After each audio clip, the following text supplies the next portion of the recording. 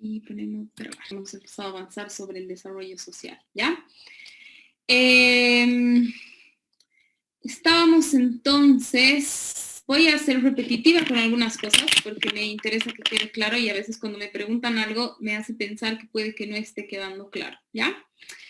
Hagan una cosa en la tarde o cuando tengan tiempito, revisen el Papalia y vean, por ejemplo, qué abarca el Papalia como desarrollo psicosocial, ¿ya?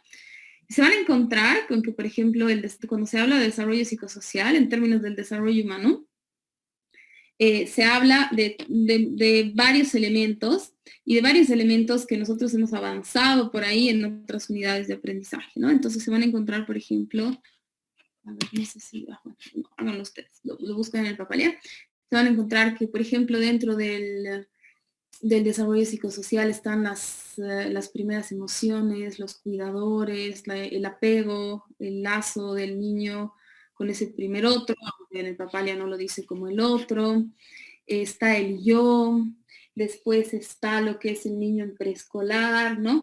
Entonces, eso, ¿qué nos hace pensar eso?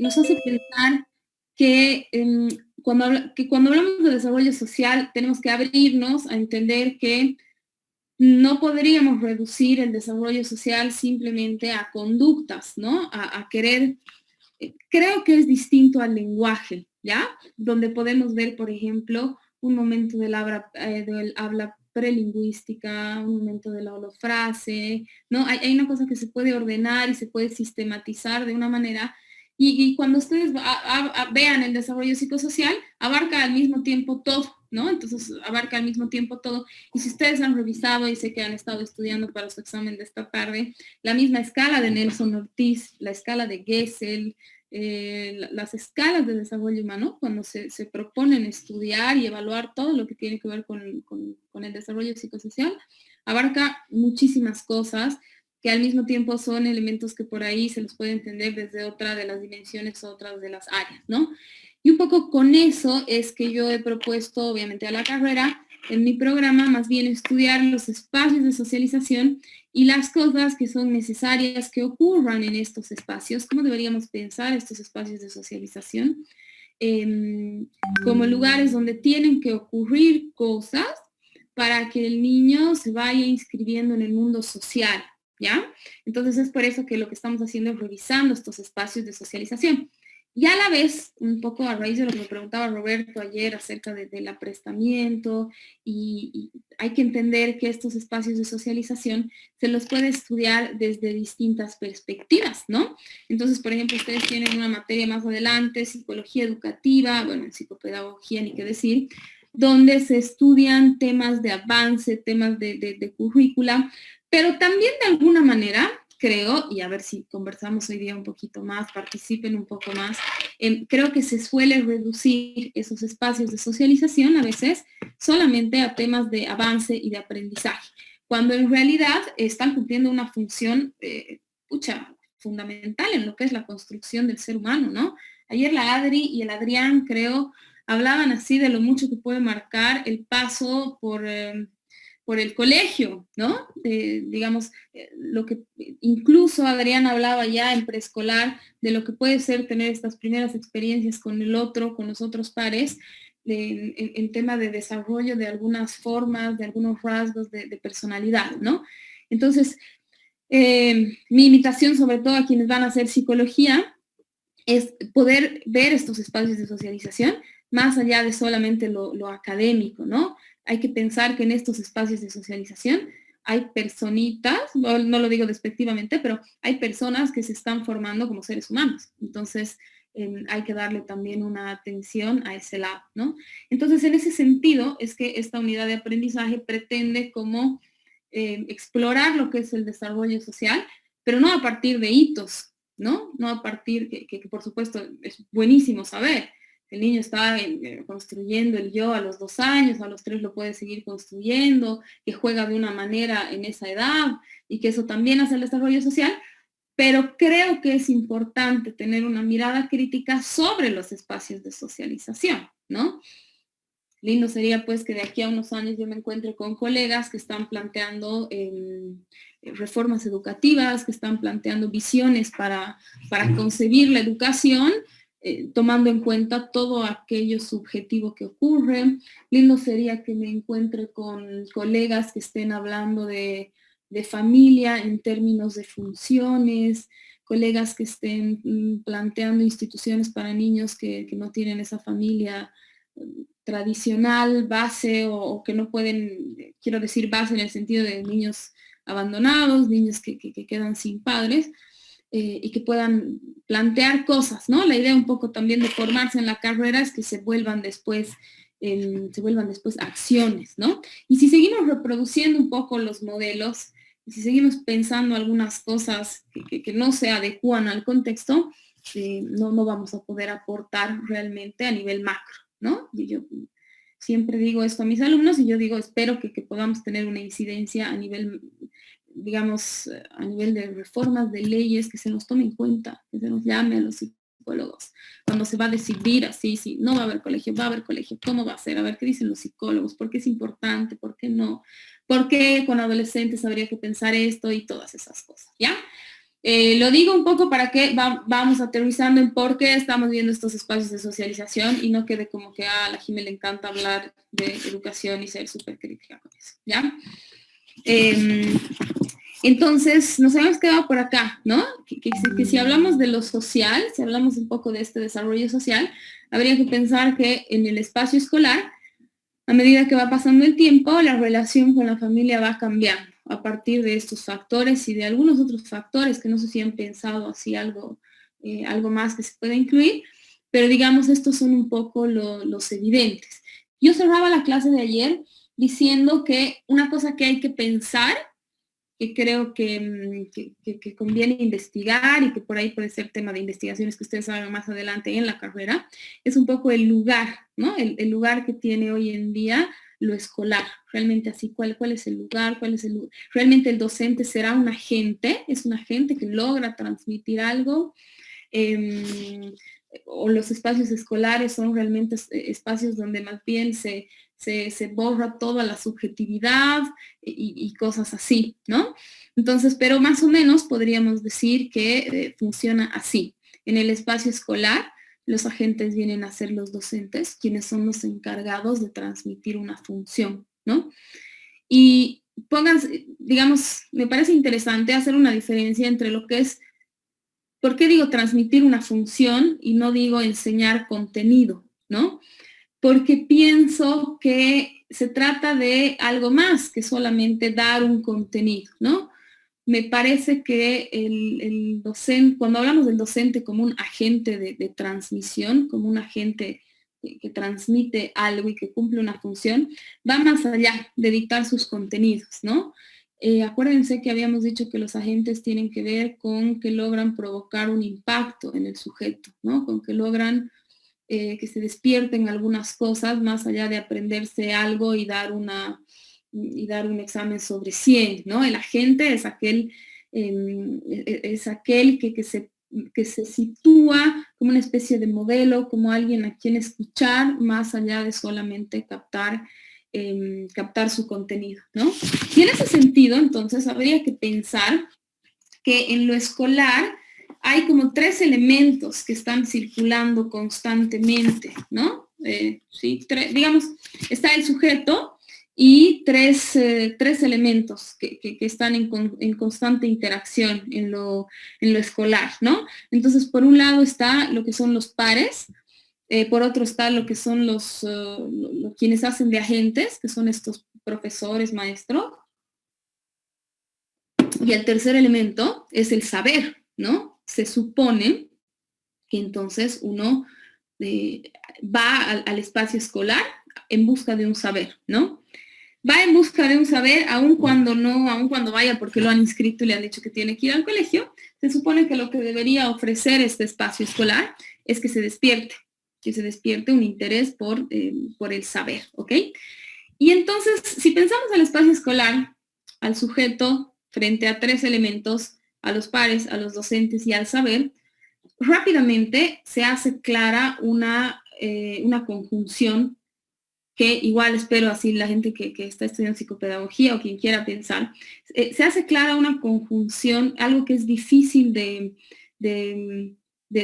pensar totalmente por separado, y eso es el aprendizaje y lo social, ¿no? Si lo escolar gira alrededor de los pares, los maestros y el saber, entonces estamos diciendo que el sujeto, digamos, adquiere ese saber un poco también relacionándose con los pares, relacionándose con los profesores, ¿no?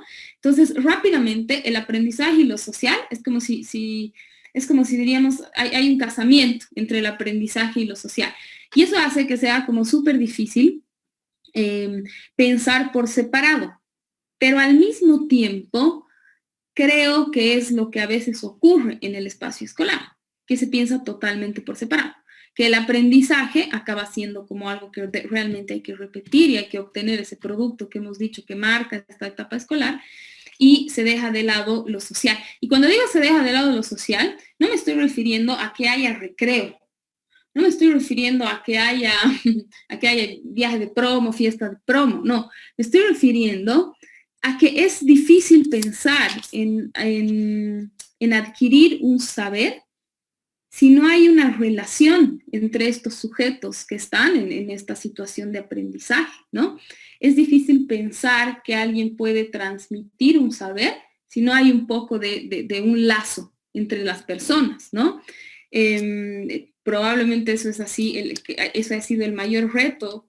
Personalmente creo en lo que es la educación virtual, el estar enseñando e impartiendo algo un poco sola, ¿no? En el sentido de que lo que me retorna es mi propia imagen, pero me parece que siempre hay una relación de alguna manera, siempre me parece que el aprendizaje tiene que estar, en el aprendizaje tiene que estar contemplado lo que es el lazo, ya sea del sujeto con el maestro, pero también pensaremos en los lazos con los pares, ¿no? Y en ese lazo grupal, que es lo que sostiene pues una actividad de aprendizaje, ¿no? Y eso nos lleva a pensar, no me voy a desviar mucho del tema, les prometo, pero nos lleva a pensar dos cosas, ¿no? Nos lleva a pensar que si la escolaridad gira en torno, estamos diciendo, a estos elementos, y eso hace que pensemos el aprendizaje y lo social. Podríamos decir entonces que, y si ustedes buscan y leen un poco así de lo que ha sido pensar la escolaridad, pensar los colegios, al menos tienen como dos fines, ¿no? Ir al colegio tiene como dos fines. Uno es esto, es estar inscrito en un círculo social, digamos, y aprender cosas que supuestamente te van a ser útiles en la vida, ¿no? Y es bien interesante pensar en la actualidad. En la actualidad, una de las cosas que más les ocurre a los niños en lo que es el aprendizaje, en lo que es, sí, el ámbito escolar, son las dificultades de aprendizaje, ¿no? Entonces es súper irónico pensar que ese espacio que tiene un objetivo es justamente el espacio que empieza a mostrar, hoy en día los diagnósticos que se hacen alrededor de las dificultades de aprendizaje ha crecido un montón. O sea, se habla de dificultades de aprendizaje, les aseguro, en unos porcentajes súper elevados, ¿no? Entonces uno empieza a pensar y dice, ¿no? Como, pucha, justo el objetivo de este espacio, nosotros estamos diciendo espacio de socialización, pero justamente el objetivo que tiene este espacio es donde empiezan a haber problemas, ¿no? Y por otro lado, el otro objetivo de estar en el colegio, de estar en la escuela y que los niños y los adolescentes vayan al colegio es la socialización, ¿no? Y entonces empiezan a aparecer también unos fenómenos súper interesantes en términos de socialización. Adriana me hacía pensar ayer, el bullying, ¿no? Entonces empiezan a aparecer hace algunos años, o por lo menos se empieza a nombrar hace algunos años, unos fenómenos que ocurren en las escuelas que apuntan a que algo de lo social no funciona, ¿no? Entonces es un momento interesante. Interesante para investigar, o sea, qué pasa con que el colegio debería garantizar dos cosas, y es como las dos cosas en las que hoy en día vemos que empieza a haber unas problematizaciones súper complicadas, ¿no? Les hablaba ayer y les decía en otros lugares, matanzas y cosas terribles en lo escolar, el bullying, los abusos y todas esas cosas. Entonces, empezamos a pensar y a decir, ese espacio que debería garantizar el aprendizaje y lo social, empieza a ser un espacio que más bien empieza como a expresar que algo está ocurriendo en eso, ¿no? Justamente en eso, ¿ok? ¿Por qué? Hay varias teorías, hay varias maneras de explicar esto, ¿no? Entonces, ¿qué es lo que quiero decir con esto? Lo que quiero decir es que el aprendizaje y lo social se influyen mutuamente, ¿no? Tranquilamente podemos tener un niño con dificultades de aprendizaje por algún tema social, ¿no? Como podemos tener al revés, algún niño que por temas de aprendizaje tiene como algún efecto en lo que es la esfera social. Entonces, toca pensar, por lo menos desde la psicología, diría yo, toca pensar un poco cómo anudamos el aprendizaje y lo social, cómo podemos anudar eso, cómo podríamos pensar que entonces aprender debería al mismo tiempo llevar a un desarrollo social, ¿no? Voy a hacer énfasis a mi primera definición, porque les voy a dar otra ahora, de lo que era el desarrollo social. Yo les decía, una manera de entender el desarrollo social es la posibilidad de crear lazos, manteniendo las particularidades, pero dentro de unas normas generales, ¿no? Entonces hay como dos variables para pensar el desarrollo social. Y las variables son lo particular y algo de las normas. Si empezamos así, empezáramos a estudiar para el próximo martes, lo particular y algo de las normas y algo de la ley. Es súper interesante pensar que eso también hace referencia a lo que se transmite en la familia, ¿no? Y eso es lo que en el ideal, y ahorita me dirán ustedes qué piensan, en el ideal también debería ocurrir pues, en un espacio escolar, ¿no? También en un espacio escolar se debería, digamos, dar lugar a lo particular dentro de unas normas, ¿no? Digamos, eso es lo que haría que, digamos, que se pueda pensar en esta interacción, en este verdadero desarrollo social, en un espacio de socialización como puede ser la escolaridad, ¿no? Ustedes son jóvenes, pero no sé si alguno de ustedes ubica así una canción famosísima, un video famosísimo de Pink Floyd que hace como una crítica a la educación. ¿Alguien ubica? Díganme que sí. Sí. Súper. Sí. Sí. Oh, son bien. ¿Quién? ¿Quién? A ver, ¿quién? Adrián, a ver, ¿cuál es esa crítica? Voy a hacer referencia a eso para decir algo. Dale.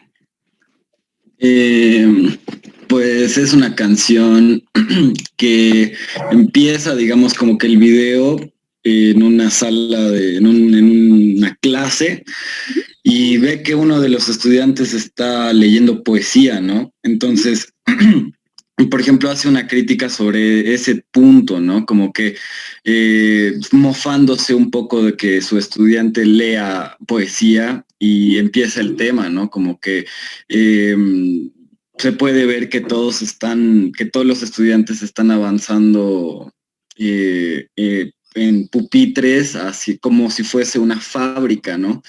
Para hacer no lo sé, como una sola identidad es posible, como que un solo concepto, ¿no? Buenas. Súper. Entonces es como pensar un poco, yo les decía, retomo hasta mi definición del principio del desarrollo social, porque digamos, en un ideal deberíamos pensar que lo particular debería hacer referencia a que la educación ahora es muy cuadrada. Sí, en realidad es una referencia a que años 80 estamos hablando más o menos. Exacto. Ajá. Entonces es como pensar que, y por eso les digo, hay que abrir un poco la cabeza a pensar el espacio escolar, para ver si realmente, eso, porque eso que Adrián nos dice, así como del video, de pensar hacia alguien leyendo poesía, ¿qué es? Es una expresión de algo particular que debería tener de alguna manera un espacio también en el espacio escolar, ¿no?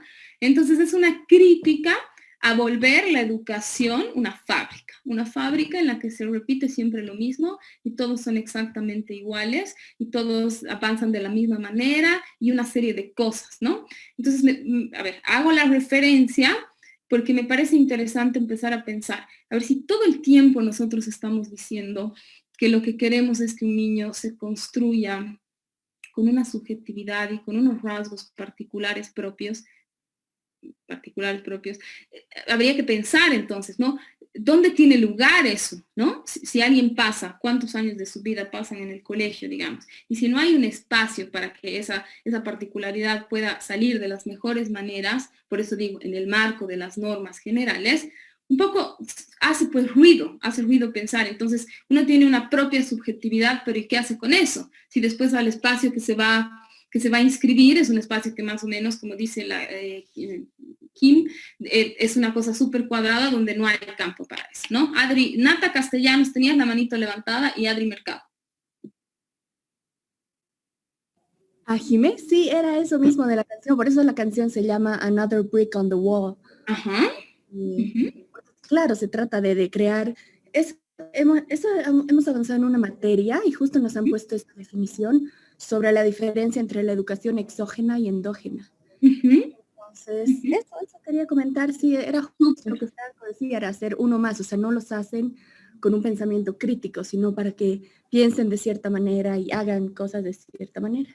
Y repitamos cosas de cierta manera, ¿no? Y que de alguna manera, o sea, yo entiendo que por otro lado, después eso ha llevado a otro extremo, ¿no? A plantear por ahí unas cuestiones escolares como sin marcos, que tampoco han dado muy buenos resultados, y por eso es tan clave pensar así, es como lo particular, digamos, lo propio, pero dentro de unas normas. Adri.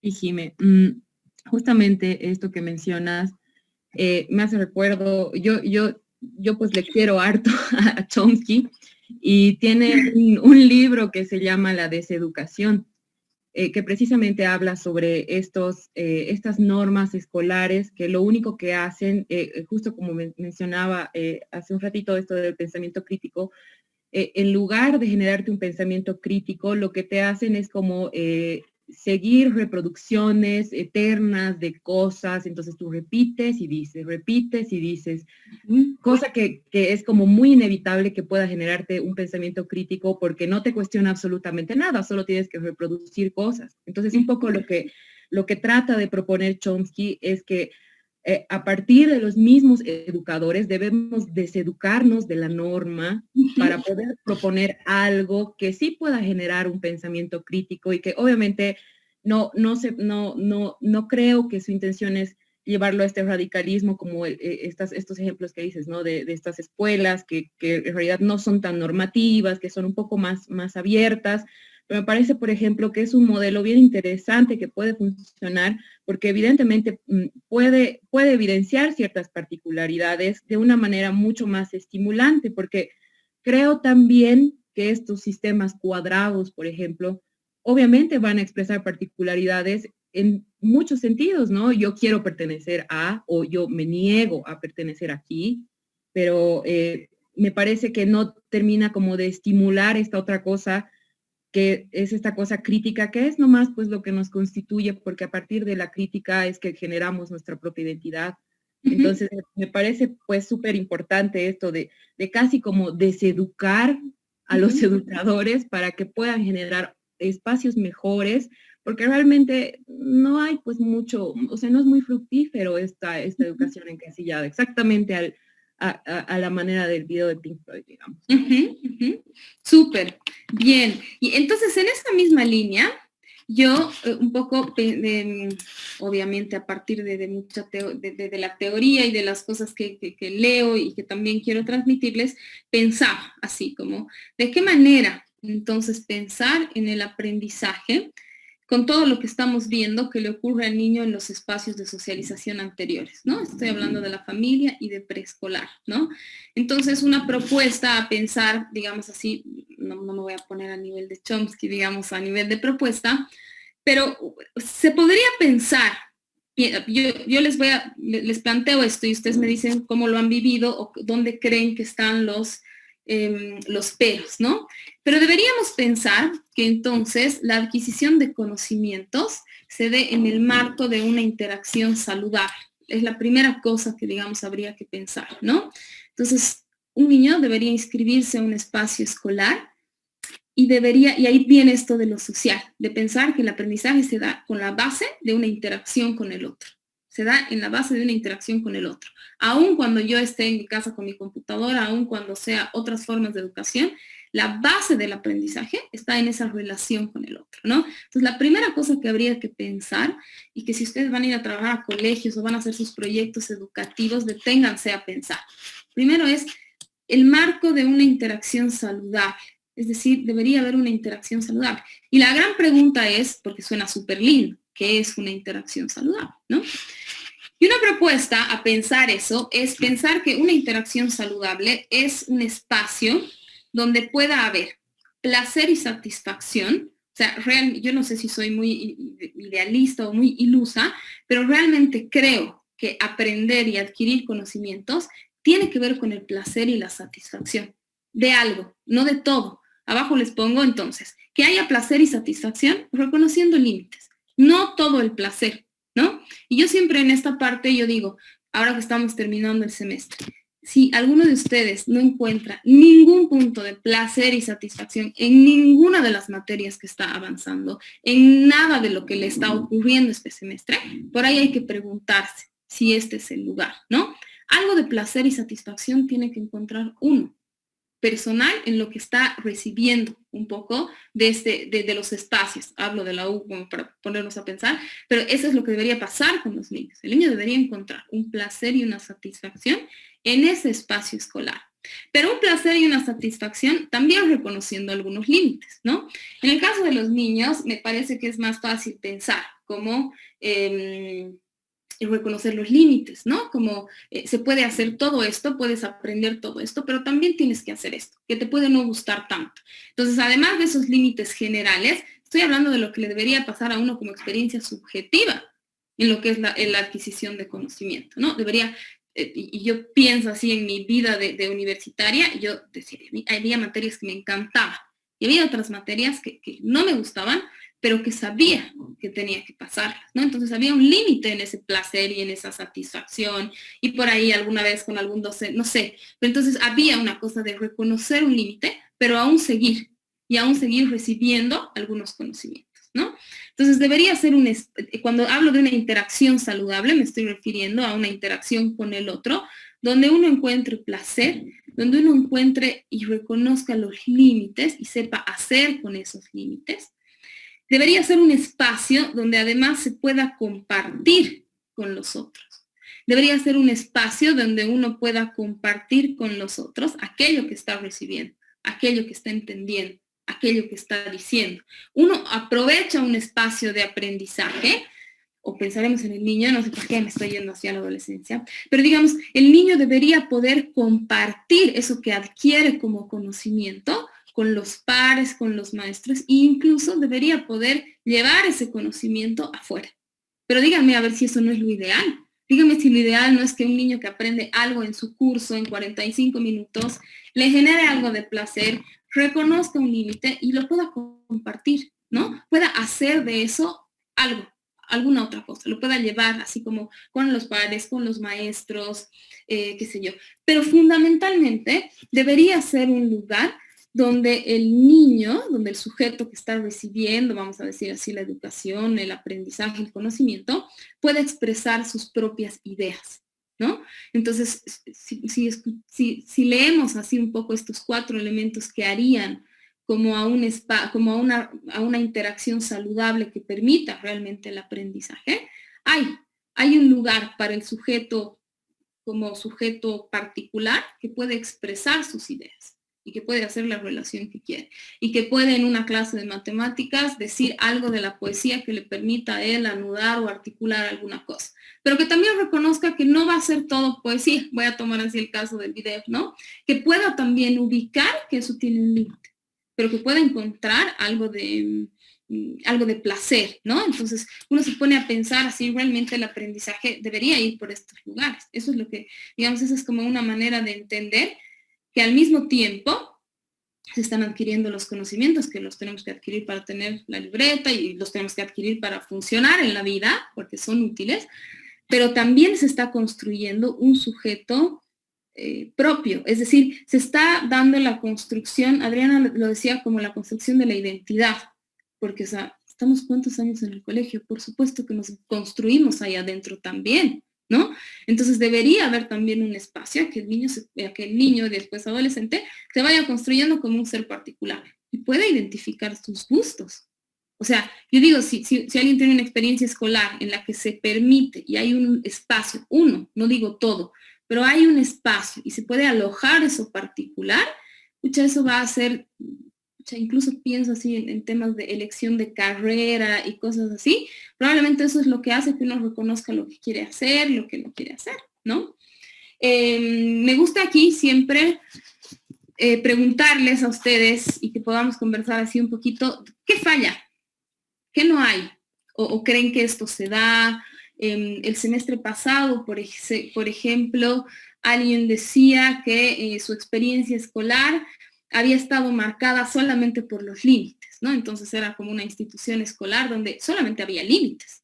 Entonces lo único que funcionaba así de estos 4 eran los límites, ¿no? Ahorita yo lo que les propongo es que debería haber una interacción entre estos 4 elementos, ¿no? A ver, Franco, tiene la manito levantada. O sea, yo pienso de que el problema es de que el sistema educativo nunca logró en sí cambiar, siempre es el mismo desde que siempre, o sea, la forma en la que nos enseñaron a nosotros, nos enseñaron nuestros padres, con la diferencia de que alrededor de los años se han empezado a poner etiquetas, por así decirlo, a ciertos factores, ¿no?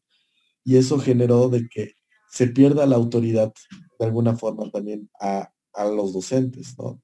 Y Está bien. Entonces, Franco, tú más bien dirías que por ahí lo que ocurre es que no hay un reconocimiento de los límites. Y yo creo de que eso más bien es contraproducente porque le genera una frustración al docente, genera de que no tenga en sí tanta emoción por enseñar a alguien que le falte el respeto, porque no lo reconoce como docente. Estoy de acuerdo. Yo pienso que una de las cosas que a veces no funciona es el no reconocimiento de los límites, ¿no? De los límites de la ley. Y por eso digo que más o menos yo lo veo así. Entonces se piensa, entonces claro, uno lee esto y dice, no, entonces yo voy a hacer un cole en el que solamente sea placer y satisfacción. No va a dar buenos resultados, porque la sociedad se mueve reconociendo límites. Tienen que reconocer pues límites, tienen que reconocer que yo soy docente y a mí el trato conmigo no es el mismo que tienen con sus amigos, qué sé yo. Entonces creo que a veces lo que ocurre es que uno elige esto, ¿no? Entonces, o si no hace un proyecto educativo donde no hay jerarquías, entonces que todos compartan y nadie le dice no. Entonces, la idea es pensar cómo se pueden unir estos, ¿no? De acuerdo. Creo que a veces el no reconocer los límites puede ser algo que dificulte. Bien, súper. Y ojo, que dificulte 2 cosas. El aprendizaje, pero lo social también. Creo que lo social también. Creo que es muy complicado después insertarse en otros espacios si uno no sabe reconocer los límites. Adri y Nicole. Bueno, justamente cuando mencionabas así los 4, para mí era así como, pucha, lo ideal, digamos, como una idealización total de lo que debería ser la educación, pero creo que lamentablemente no se da de esa manera, ¿no? Al menos en mi caso particular, cuando yo estaba en el colegio, una de las cosas que más nos pasaba era, y que me preocupa un montón, es que en esta cuestión, por ejemplo, del placer y satisfacción, muchas veces una de las cosas que menos se estimulaba, y por eso hace rato mencionaba que todo es reproducción, es el ámbito creativo. Muchas veces hay alumnos que quieren expresarse de manera un poco más creativa y menos esquemática, y no les dejan, o sea, no hay así una posibilidad. Entonces, esta cosa de buscar el placer en otros ámbitos que la misma escolaridad puede proporcionarte no existe, y también creo que recae en el mismo hecho de esto que mencionabas, por ejemplo, que alguien te dijo que su educación había estado marcada por los límites, porque claro, en ese sentido, yo creo que no solo había una limitante muy estricta con los docentes, sino que también había una imposibilidad total de compartir las cosas. Eso. Esto también son otros 2 problemas que me pongo a pensar que son bien importantes, y es que digo, a veces los métodos escolares a veces pueden ser tan aburridos que ¿qué vas a compartir si nada te estimula de aprender, digamos, ¿no? Y en segundo lugar también, es que muchos de los profesores con los que yo me he topado, lamentablemente, son dinosaurios. Y cuando yo proponía lecturas o alguna cosa, me decían, no, es que eso es muy anacrónico, o no, me parece que no va. Entonces, tú quieres compartir con ellos para compartir con tus pares y ellos no te dejan. Entonces, está coartado por límites, está coartado por una imposibilidad de compartir, está coartado por una posibilidad de estimular y encontrar placer en algo que no sea tan reproductivo, sino mucho más creativo. Y eso me parece una problemática súper grande que hasta ahora, bueno, yo hace 10 años salí del cole, entonces no sé cómo estará ahora. He visto que hay colegios más alternativos, que tienen materias mucho más creativas, pero tampoco sé cómo habrá funcionado el modelo, ¿no? Me parece interesante una cosa que tú decías, Adri, que creo que nos tiene que hacer pensar, ¿no? Hay algo que ha cambiado y es el acceso a la información, pues, ¿no? Antes el único que tenía el libro de donde se podía sacar lo que había que leer era el docente, ¿no? Entonces había que, y eso que yo no soy tan vieja, pero había que, o sea, el docente era el único que tenía el libro así de oro, el clave donde estaba la información. Entonces eso también daba como otro lugar, ¿no? Hoy en día la información circula de otra manera. Yo creo que los docentes de alguna manera tienen que estar abiertos a que ya no se trata de transmitir el saber, porque el saber nos lo transmite Internet también, ¿no? Sino que yo pienso y digo, el docente tiene como un poco la función y el trabajo de ordenar el saber. Porque ustedes me pueden decir, yo he leído que dice que hacía esto. No, no es así, mira, en realidad lo hacía así. Me parece que eso ha cambiado y es importante tenerlo en cuenta. Porque además pienso esto, ¿no? Pienso, ¿cómo alguien va a encontrar, pienso en los niños, placer y satisfacción si le están enseñando matemáticas o ciencias naturales o el cuerpo humano o historia de maneras que no corresponden a su cotidianidad, ¿no?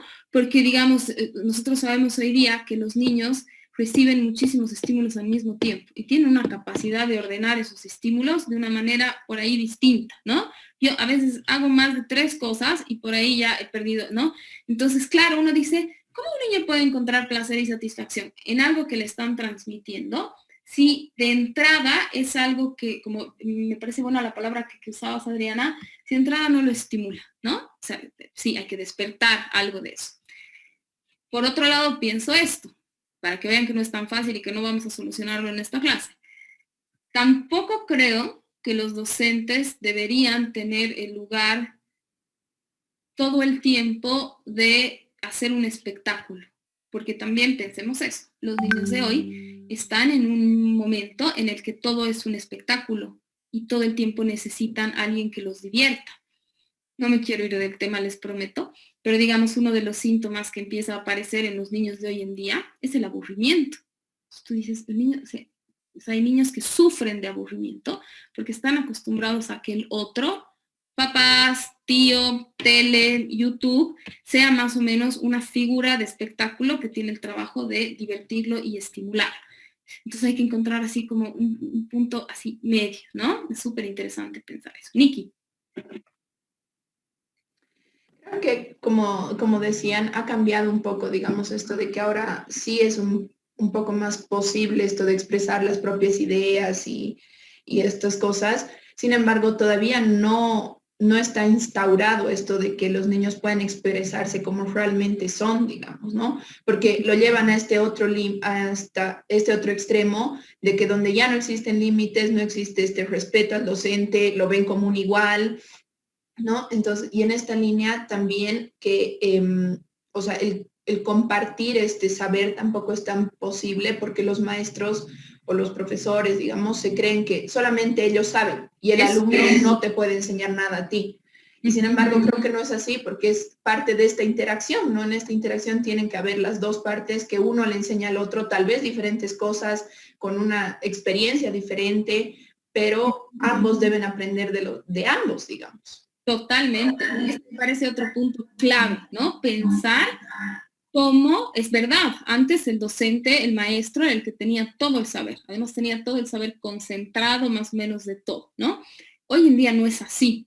Y me parece que ahí es cuando ponen lo de compartir, Leticia Brañez también lo pone como hay una cosa de compartir e interactuar, porque Sí, porque creo que hay una cosa incluso de egos que se puede jugar, ¿no? Porque claramente hoy en día los niños nos pueden enseñar, ¿no? A mí el Pablo, el Noel me han enseñado a transformar no sé qué en PDF y puedo entender que para algunos maestros puede ser complicado y una cuestión personal el no permitir que un niño de 5 años te venga a decir cómo tienes que prender la computadora y cómo debes usar eso, ¿no? Súper, o sea, digo súper, me parece súper interesante porque creo que también se da como una fractura en lo que es compartir, ¿no?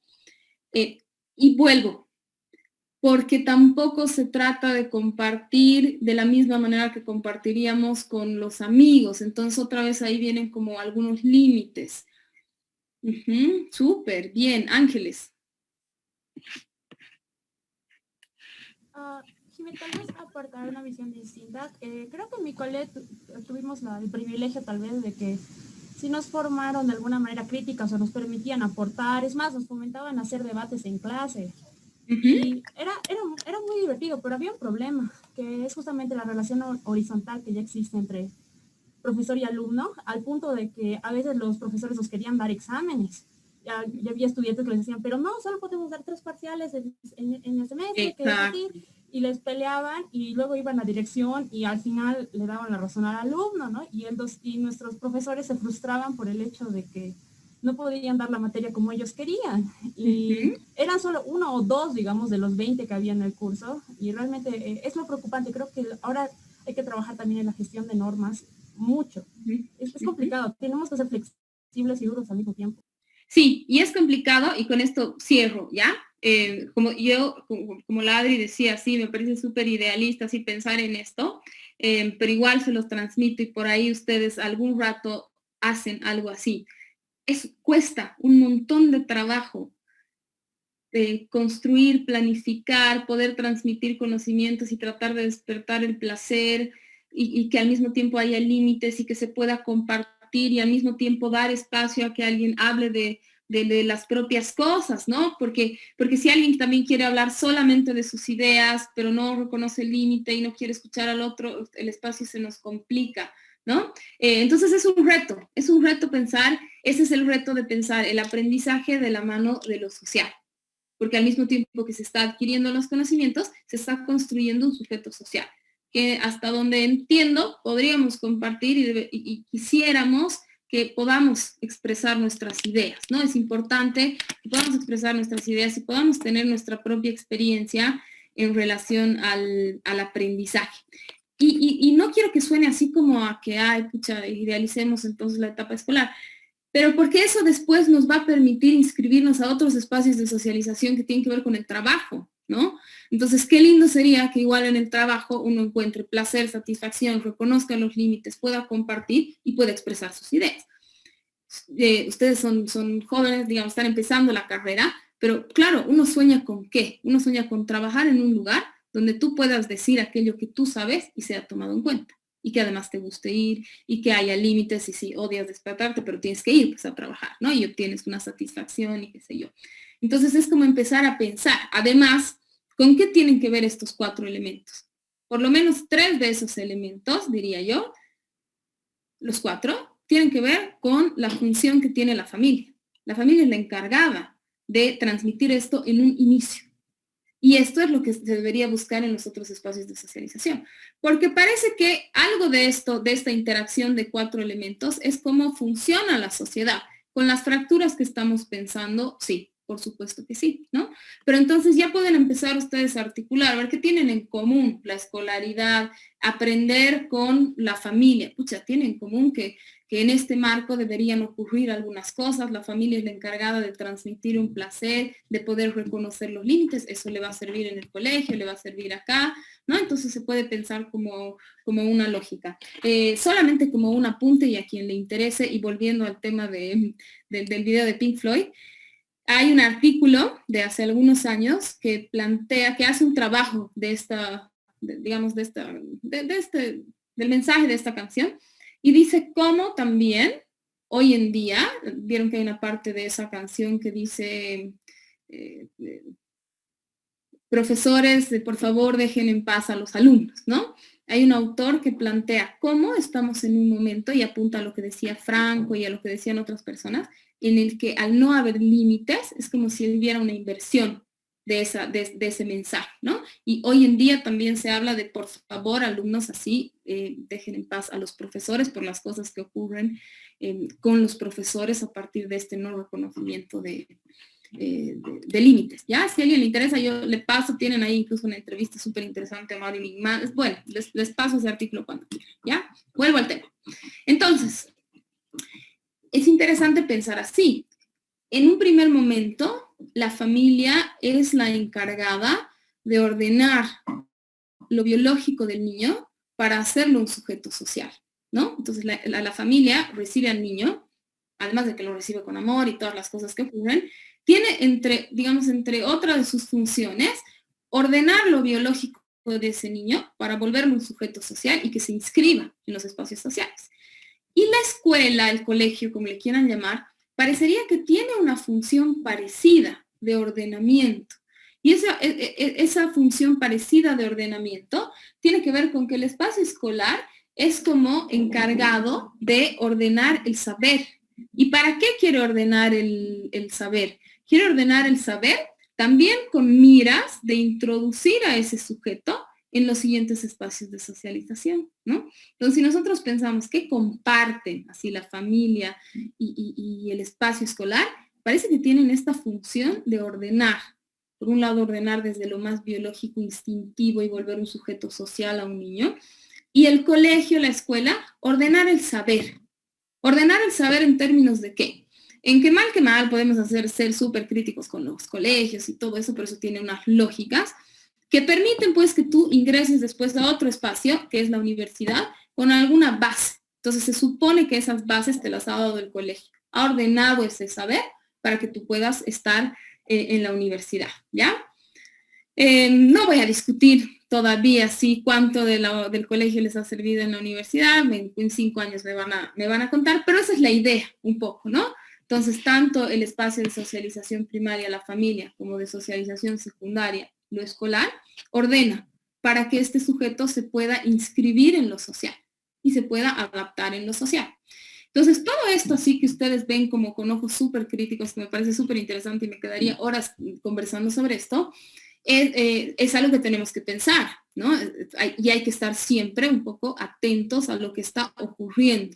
Hay que estar atento en cómo aprenden los niños hoy en día, si es ver los periodos de atención, ver los niños manejan el espacio y el tiempo de otra manera. Creo, hay un artículo súper interesante de creo que es un arquitecto que él propone una cosa muy interesante. Dice, lo que pasa es que los niños, al estar tan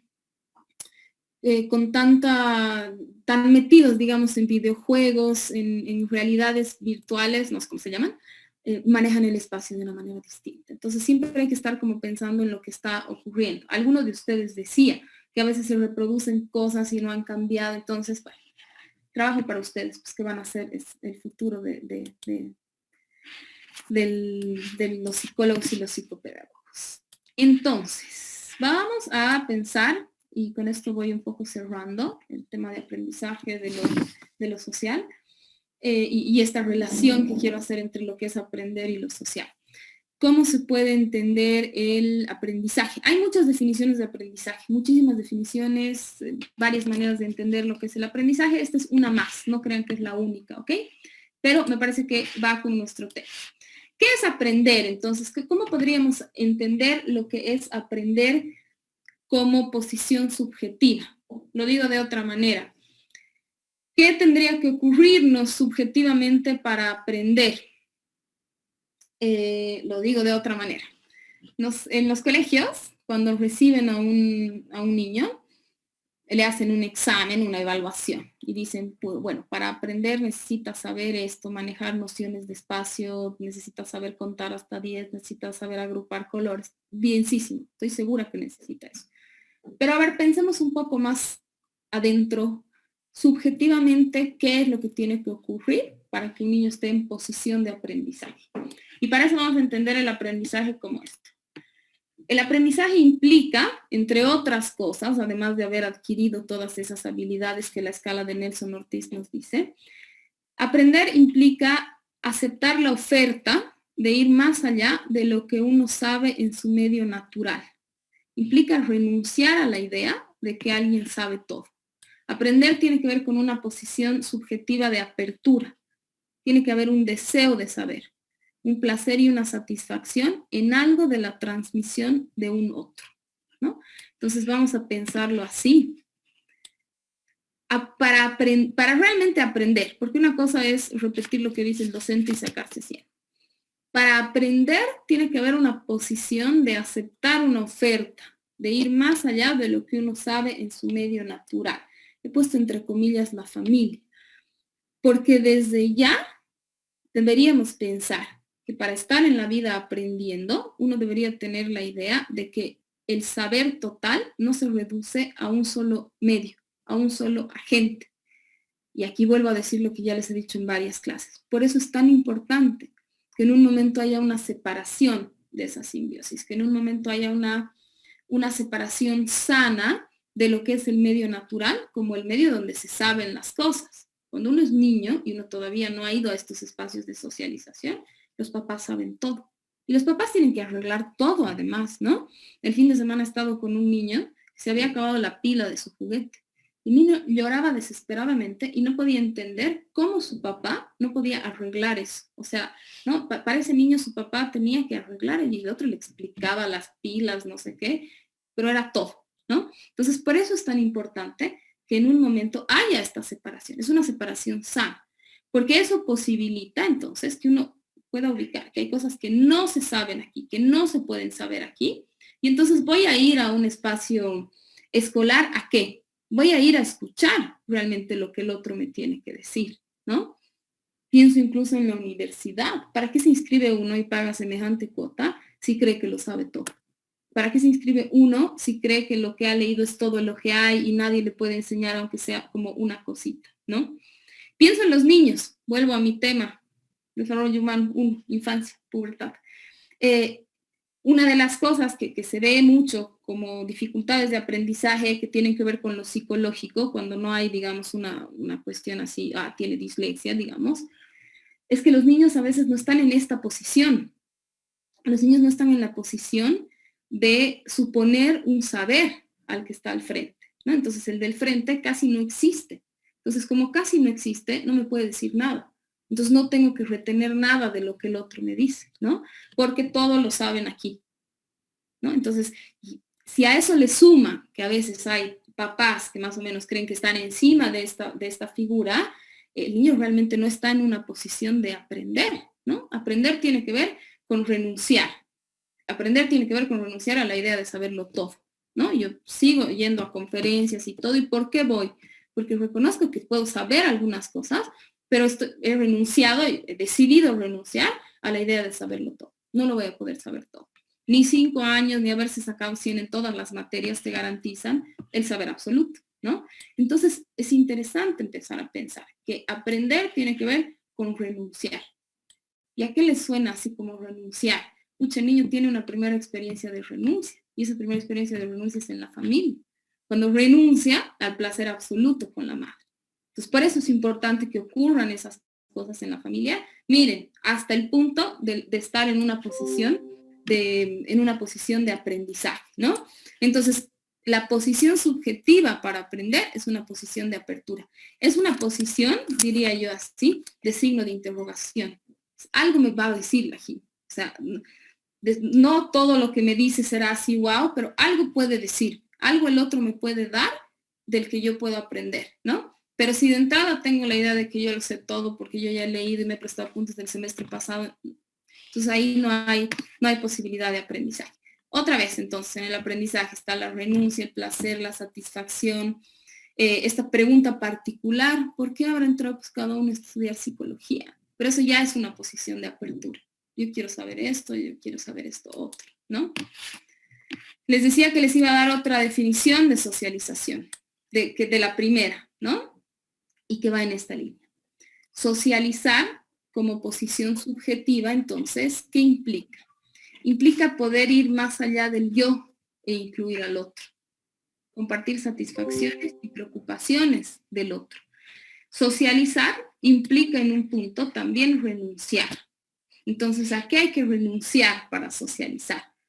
A la totalidad del yo, ¿no? Para socializar hay que ceder, hay que perder algo en nombre de nosotros, ¿no? Entonces, a mí me parece súper interesante cómo aprendizaje, socialización, tienen que ver con una renuncia, ¿no? Y si ustedes se ponen a pensar, es bien interesante. Entonces, el niño ha hecho todo un trabajo los primeros años para construirse esta instancia, este yo, desde el cual se define y es su identidad, y el niño ejerce así el no, y tiene así un momento de egocentrismo, que todo gira alrededor de él y que él es todo. Pero tiene que haber un momento en que el niño sea capaz de renunciar a algo de eso. No estoy diciendo que tiene que renunciar al yo en su totalidad, pero para socializar, ¿qué es necesario para que podamos compartir? A veces es necesario que uno renuncie, ¿no? Si veo a dos niños y un niño quiere jugar X cosa y otro niño quiere jugar Z, la única manera de que jueguen juntos es que alguno renuncie a lo que quiere esa vez. La próxima renunciará el otro, ¿no? Todas esas cosas que podríamos pensar. Entonces es interesante ubicar cómo tanto el aprendizaje como la socialización tienen que ver pues con renunciar a algo para dar espacio e incluir al otro, ¿no? Tienen que ver con perder algo, con poder perder esa posición de, no, mi mamá es la que sabe absolutamente todo, no, mi mamá no sabe, quizás no sabe mi maestra, y mi maestra me puede enseñar a pegar papel, no sé, me estoy inventando, ¿ya? Pero de alguna manera es un poco clave esta posición de renuncia para poder hacer un lazo con el otro. Es muy difícil pensar en hacer lazos con el otro sin renuncia. Es muy difícil. Yo no sé si esos son realmente lazos, ¿no? Incluso me parece que las relaciones que se originan ahí cuando no hay renuncia con los otros puede ser como muy peligrosa, ¿ok? Bien. Aprendizaje y socialización. He terminado hablando del aprendizaje en desarrollo social, pero me parece que se va entendiendo la lógica. Para terminar esta partecita de desarrollo social, les digo, revisen el Papalia, todo lo que tiene que ver con lo que es el desarrollo social. Y les iba a pedir, ya no les pedí, yo tengo aquí la escala de Nelson Ortiz para que podamos leer algunos elementos y pensemos, pues, ¿por qué? A ver, ¿por qué se habla de evaluar lo social con estas ideas? ¿Ok? Voy a leer. Y ustedes me dicen así que leen. O sea, yo leo y ustedes me dicen de qué está hablando entonces el desarrollo social, ¿no? Entonces tenemos en la escala de Nelson Ortiz, el niño reconoce a la madre, el niño se voltea cuando se le habla, el niño agarra las manos del examinador, el niño acepta un juguete, pone atención a la conversación, reacciona ante su propia imagen al espejo, imita aplausos, pide un objeto, pide un juguete, señala una prenda de vestir, señala las partes de su cuerpo, avisa para ir al baño, señala más partes de su cuerpo, trata de contar sus experiencias, es capaz de decir el nombre de papá y mamá, dice su nombre, se lava la cara, tiene un amigo especial, conoce el nombre de la comunidad donde vive, habla sobre sí mismo.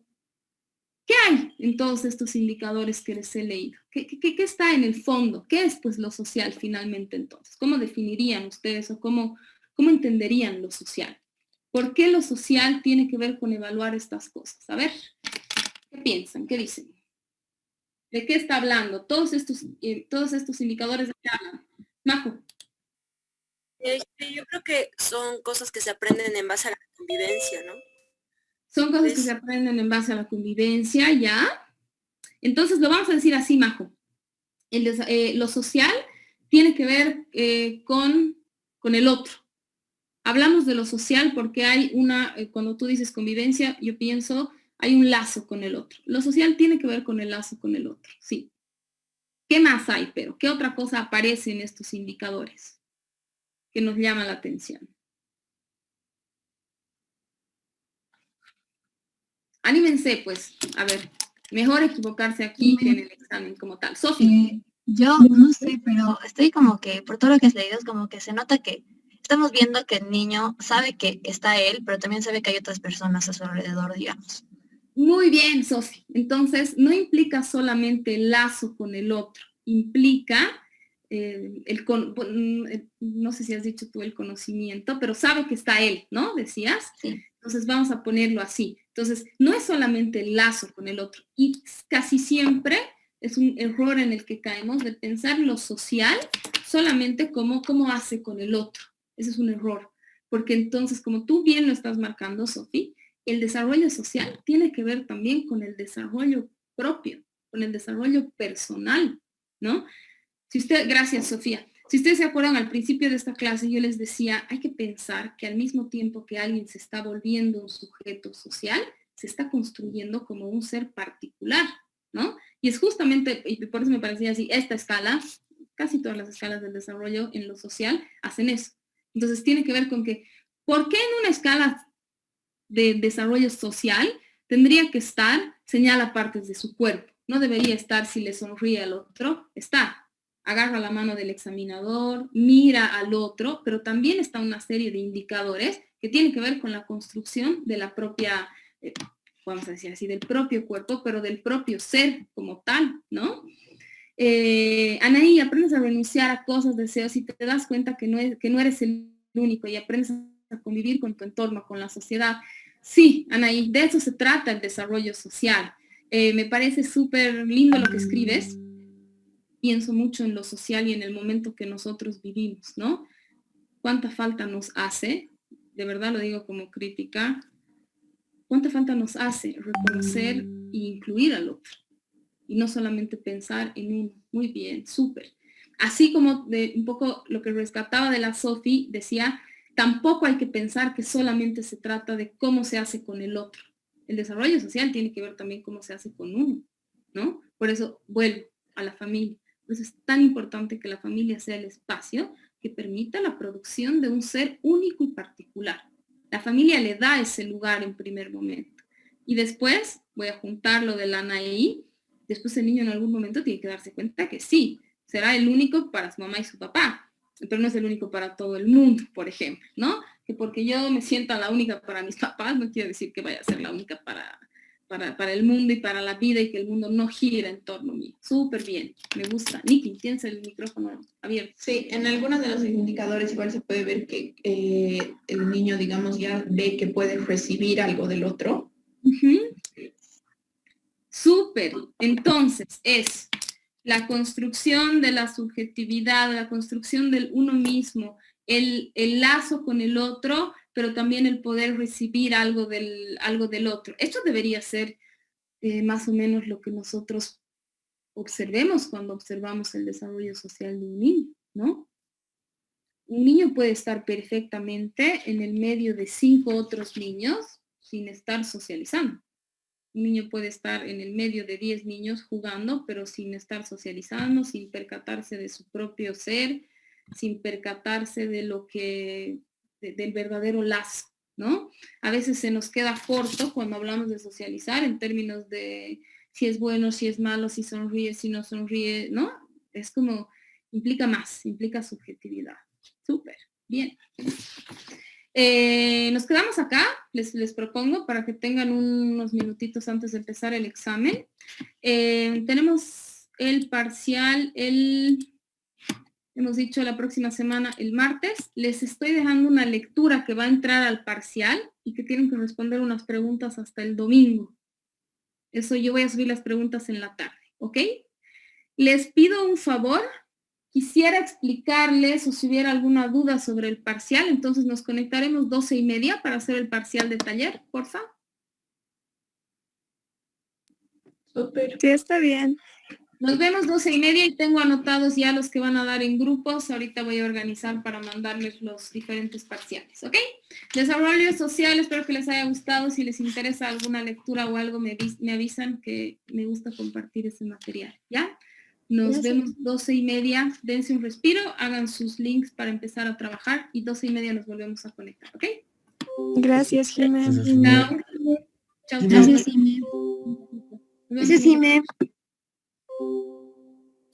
Primera cosita, Andrés Calizaya, no sé si logró mandarte, íbamos a hacer grupos, no sé si logró mandarte.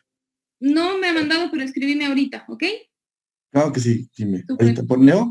Neo, todo en la sección de noticias, ¿ok? Claro que sí, Jime. Chao, chao. Luego.